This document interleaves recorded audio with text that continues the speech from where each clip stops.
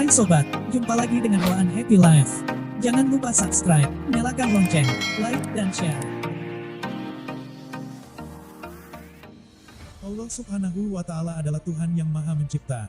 Makhluknya tak terhingga banyaknya, sebagian dari makhluknya ada yang kita ketahui dan begitu banyak juga yang tidak kita ketahui. Apalagi bila kita berbicara tentang makhluk gaib, maka lingkup pembicaraannya akan semakin luas lagi.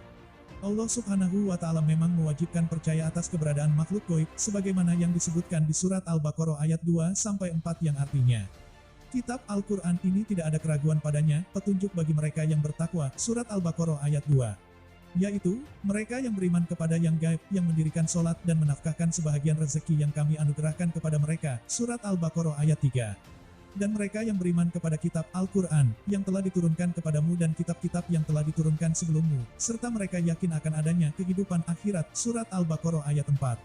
Tentu saja bila dikaitkan dengan makhluk gaib yang jenisnya beragam, adanya makhluk asing juga yang disebut alien di langit atau luar bumi, menjadi sesuatu yang bukan mustahil.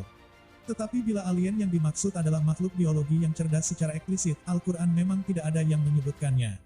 Meski begitu bukan berarti tidak ada isyarat ke arah tersebut sama sekali. Dalam buku yang berjudul, Sains dalam Al-Quran, Mengerti Mukjizat Ilmiah Firman Allah, karya Dr. Nadia Tayarah. Al-Quran ternyata membenarkan adanya makhluk lain di luar bumi. Hal itu dibenarkan dalam firman Allah yang berbunyi, dan segala apa yang ada di langit dan di bumi yaitu semua makhluk melata, dan para malaikat hanya bersujud kepada Allah.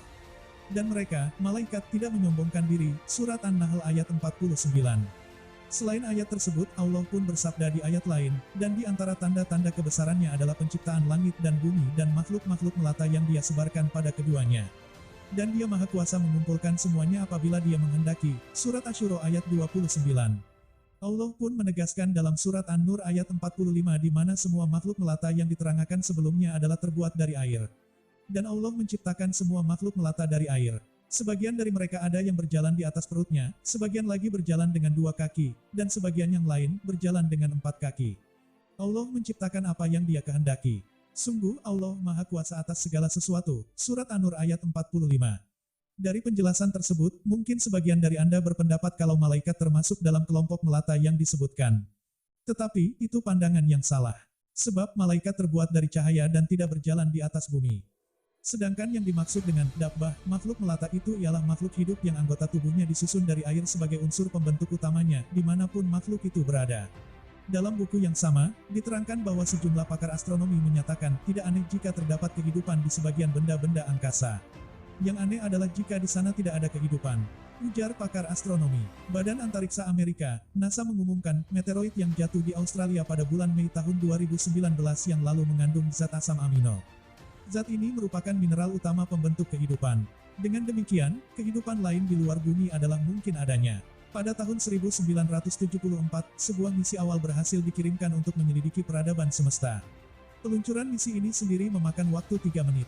Misi ini dicanangkan untuk menyediakan informasi-informasi penting mengenai kondisi peradaban dunia dan penduduk-penduduknya. Misi ini hendaknya mendapat masukan dan saran dari dunia internasional karena pentingnya misi ini bagi seluruh umat manusia, bukan hanya bagi segelintir orang yang bekerja dalam misi tersebut. Menurut Dr. Ahsin Saho Muhammad, seorang pakar ilmu Al-Quran jebolan Madinah sekaligus pendiri dan pengasuh mapetik terbalik Had Darul Quran di Arjawinangun Cirebon, mengiyakan bahwa Al-Quran mengindikasikan keberadaan makhluk hidup lain di langit. Jadi kalau kita lihat teks di Al-Quran memang demikian bunyinya. Dabatun artinya makhluk melata, artinya dia hidup, kata Ahsin merujuk pada surat Asy-Syura ayat 29. Hanya saja, menurut dia, kita belum mengetahui bentuknya hingga saat ini. Terkait hal itu, kata Ahsin, bisa diserahkan pada sejarah serta ilmu pengetahuan dan teknologi.